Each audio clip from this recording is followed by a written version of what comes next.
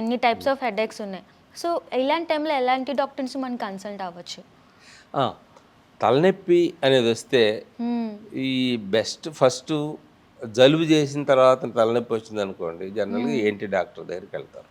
కానీ ఇలాంటి తలనొప్పులు జలుబులే లేకుండా సివియర్ హెడేక్, థ్రాబింగ్ హెడేక్ ఇలాంటివి వచ్చినప్పుడు always better to consult either neuro physician are A physician, MD general medicine doctor కానీ లేదు న్యూరాలజీ స్పెషలిస్ట్ కానీ వీళ్ళిద్దరిలో కలవడం మంచిదమ్మా.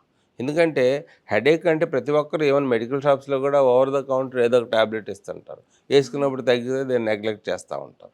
ఒక్కోసారి చాలా డేంజరస్ కాజెస్ ఉంటాయి, వాటిని ఈ మందులు పనిచేయవు. ఇప్పుడు for example first time worst headache in life వచ్చింది అనుకోండి, లైక్ సివియర్ థ్రాబింగ్ హెడేక్, ఏమంటాం అంటే థండర్ క్లాప్ హెడేక్ అంటాం, అంటే ఒక పిడుగు పడినట్టు. అంత సివియర్గా వస్తుంది. వచ్చిన ఫ్యూ సెకండ్స్లో మ్యాక్సిమంకి వెళ్ళిపోద్ది. ఫర్ ఎగ్జాంపుల్ అది బ్రెయిన్ లోపల రక్తనాళం చిట్లింది అనుకోండి, సబరక్నాడ్ హెమరేజ్ అంటాం. చాలా డేంజరస్. దాన్ని మనం నెగ్లెక్ట్ చేసాం అనుకో, we lose the patient. So ఇమీడియట్గా స్కాన్ చేసి అది డయాగ్నోస్ కన్ఫర్మ్ చేయాల్సిన అవసరం ఉంటుంది. కాబట్టి సివియర్ హెడేక్ వచ్చినప్పుడు ఎప్పుడు కూడా నెగ్లెక్ట్ చేయకూడదు. వెంటనే వెళ్ళి you consult either A physician are A neuro physician, and అక్కడ దాన్ని బట్టి మనం డాక్టర్ గారు చెప్పి మందులు రాస్తారు. మైగ్రేన్ అనుకో, మందులు రాస్తారు, ఆ మందులు వేసుకోవాలి. అలాగే ఇప్పుడు క్లస్టర్ హెడేక్ ఉంది కదా, రోజు వస్తుంది అంటున్నారు. అది ఎలాగ దాన్ని ఓవర్కమ్ చేయగలరు? రోజు వస్తే లైక్ ఇట్స్ హార్డ్ కదా లైఫ్. అది చాలా ప్రాబ్లం. అది చేయొచ్చు? దీనికి ఏంటంటే ఇది కూడా ఫస్ట్ డయాగ్నోస్ ఇంపార్టెంట్. ముందు డయాగ్నోస్ చేయకుండా ఊరికి మందులు వేస్తుంటే తగ్గదు, రొటీన్ మందులకి అది తగ్గదు.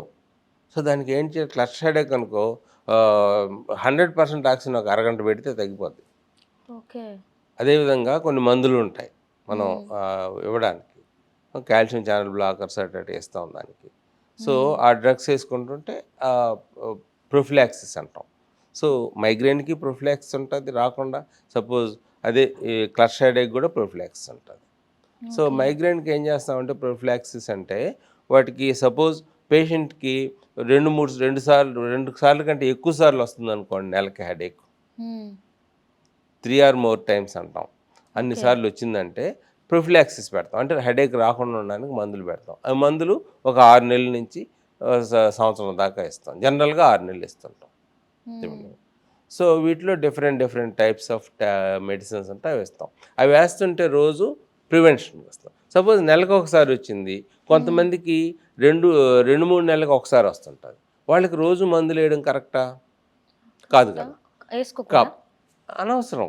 ఇప్పుడు 2-3 నెలలకు ఒకసారి తలనొప్పి వస్తే రోజు మందులు వేసుకోవాల్సిన అవసరం, పెయిన్ అబార్ట్ చేయడానికి అప్పటికి మందులు వేసుకుంటే చాలు. అంటే లైక్ 2-3 నెలలకు ఒకసారి వచ్చారు, మేము ఎప్పుడు ప్రొఫిలాక్టిక్ మందులు రాయం. మందులు రాస్తాము, ఏ ట్యాబ్లెట్ అయితే హెడేక్ తగ్గుతుందో ఆ ట్యాబ్లెట్ రాస్తాము. అతను ఆ ట్యాబ్లెట్ ఆ టైంలో వేసుకుంటే అవి 1 మాత్ర 2 మాత్రలతో సరిపోతుంది. కోర్స్ ఇంకా 3 నెలలకు ఒకసారి వచ్చేవాడికి 3 నెలల పాటు మందులు మింగించాలి, 2 మాత్రలు మింగితే పోయేదానికి ఏది రీజనబుల్? సో మనం దానికే వెళ్ళాలి. అదే ఎక్కువ సార్లు వస్తుంది అనుకోండి, తప్పదు, we have to use medicine. అలాగే ఇప్పుడు ఆఫీసెస్ లైక్ స్ట్రెస్ వల్ల ఇంట్లో ఉన్న వాళ్ళ మమ్మీస్ అవనివ్వండి, వాళ్ళ స్ట్రెస్ వల్ల మైగ్రేన్ వస్తూ ఉంటుంది. వర్క్ నుంచి వచ్చిన ఒక్కవైపు అన్నట్టు నేను చాలా వరకు చూసాను. స్ట్రెస్ వల్ల మైగ్రేన్ అగ్రవేట్ అవుద్దమ్మా, డెఫినెట్గా అది ఒక రిస్క్ ఫ్యాక్టర్. వాళ్ళు అది మేనేజ్ చేయొచ్చు ఆ టైంలో సడన్ గా లైక్ వాళ్ళకి అంటే వాళ్ళు అంతకుముందు డాక్టర్ గారిని కన్సల్ట్ చేసి ఉంటారు కదా, వాళ్ళు దానిలో కొన్ని మెడిసిన్స్ ఉంటాయి. ఒకటి early part of the headache ఎప్పుడు కొంచెంగా స్టార్ట్ అయ్యి ఎక్కువ అవుతుంది గ్రాడ్యువల్గా. సో ఆ కొంచెంగా స్టార్ట్ అయినప్పుడు నేను భరించగలనులే అనుకొని ఉండకూడదు మైగ్రేన్ పేషెంట్స్. ఆ కొంచెం స్టార్ట్ అయినప్పుడు వెంటనే పారాసిటమాల్ కాంబినేషన్ ఉండేది ట్యాబ్లెట్ ఒక డాక్టర్ గారు రాస్తారు, అది వేసుకోవాలి. అది వేసుకుంటే పెయిన్ రాకుండా తగ్గిపోద్ది. అదే కానీ పెయిన్ కొంచెం ఎక్కువైంది అనుకోండి, ఇది పనిచేయదు, వేరే ట్యాబ్లెట్స్ వాడాలి. సో డాక్టర్ గారి ప్రిస్క్రిప్షన్ ప్రకారం ఆయన ఏం చెప్పారో ఆ మందులు వాడుకోవాలి. ఆఫీస్లో వచ్చినప్పుడు కూడా అలాగే మందులు వాడుకోవాలి. అలాగే స్ట్రెస్తో పాటు టెన్షన్ అది చేయాలనే యాంగ్జైటీ టైంలోని అదొక హెడేక్ అని విన్నాను, దానికోసం చెప్తారా? Tension type of headache especially ఇప్పుడు ఈ సాఫ్ట్వేర్ కంపెనీలన్నీ ఎక్కువ వచ్చాక వీళ్ళు ల్యాప్టాప్ల ముందు ఉదయం నుంచి సాయంత్రం దాకా కూర్చొని వర్క్ ఫ్రమ్ హోమ్ అని ఈ రకరకాలు దాన్ని చూస్తూ ఉండే వాళ్ళకి ఒక రకమైన హెడేక్ స్టార్ట్ అవుతున్నాయి. అవును. అండ్ రోజు కనీసం 2-3 కేసులైనా వస్తుంటాయి అటువంటి హెడేక్స్ ఓపీకి. సో ఇవి ఎలా ఉంటాయంటే జనరలైజ్డ్ తలంతా హెడేక్ వస్తుంది మొత్తం. అంటే ఇది సాఫ్ట్వేర్ అనే కాదమ్మా, లేడీస్కి కూడా వస్తుంటుంది ఎక్కువ. టెన్షన్, ఇంట్లో టెన్షన్లు ఎక్కువ ఉన్నా, లేకపోతే ఇంట్లో ఫ్యామిలీ ప్రాబ్లమ్స్ ఉన్నా కానీ, కొంతమందికి మిగిలిన వాటికి వెళ్ళడం అనవసరం, ఫ్రెండ్షిప్లో తేడాలు వచ్చినా ఏదైనా ఈ హెడేక్ రావచ్చు. ఈ హెడేక్ ఎలా వస్తుందంటే జనరలైజ్డ్ హెడేక్ వస్తుంది, మొత్తం తలంతా వస్తుంది. అండ్ దానిలాగా దిగ్గు పోటు కానీ సివియర్ అన్బేరబుల్ హెడేక్ ఉండదు, మైల్డ్ టు మోడరేట్ హెడేక్ ఉంటుంది కామన్గా. ఓకే. రోజు వస్తుంటుంది, కానీ పడుకుంటే బాగానే నిద్రపోతాం, నిద్ర మామూలుగానే పడుతుంది, ఇబ్బంది ఏమి ఉండదు. వాంతులు ఉండవు, తర్వాత లైట్ చూడలేకపోవడం ఉండదు, ఈ మన శబ్దాలు వినలేకపోవడం ఉండదు, ఇదంతా ఉండదు. అయిపోతారు అవన్నీ దీనిలో టెన్షన్ టైప్ ఆఫ్ హెడేక్లు అవన్నీ ఉండవు. సో తర్వాత అదేంటంటే ఇది కూడా ఎక్కువ కామన్ లేడీస్లోనే ఎక్కువ ఉంటుంటుంది tension type of headache.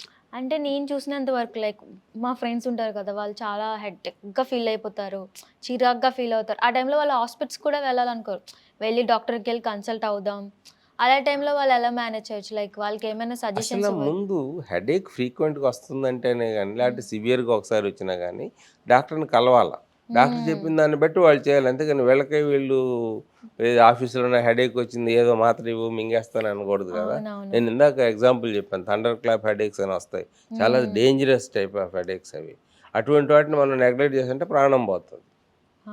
So ఏది వచ్చినా ముందు డాక్టర్ గారిని కలిసి ఆయన రాసిన మందులు ఇస్తే ఆఫీసులో అయినా ఎక్కడైనా ఆ మందులే తీసుకోవాలి. You have to carry tablets to the office అంతే.